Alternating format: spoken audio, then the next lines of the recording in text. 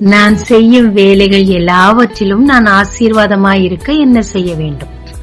உபாகமம் 28:8.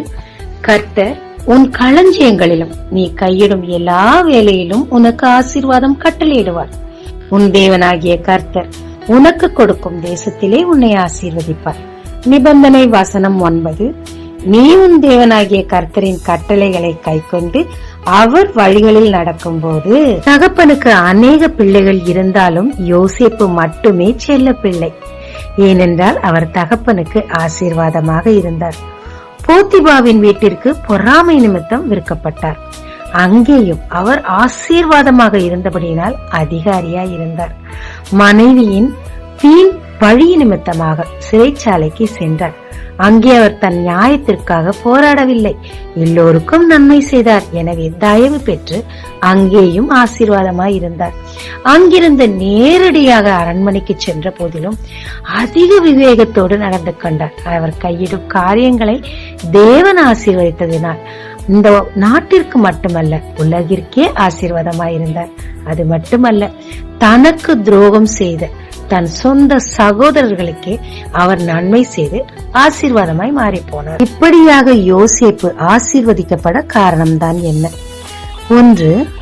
அவர் தேவனுடைய கற்பனைகளுக்கு மிகவும் பயந்து தேவனுடைய வழிகளில் உத்தமமாய் நடந்தார். 2. தீமையை நன்மையினால் வெல்லு என்ற ஃபார்முலாவை பின்பற்றினார். அதை செய்தும் காட்டினார். 3. போத்திபாவின் மனைவி நிமித்தமாக பாவம் செய்ய வாய்ப்பு வந்தும் அவள் நிமித்தமாக உயர்வு வரும் என்று தெரிந்திருந்தும் காம்ப்ரமைஸ் ஆகாமல் அந்த உயர்வை அருவருத்து பாவத்தை விட்டு ஓடினார்.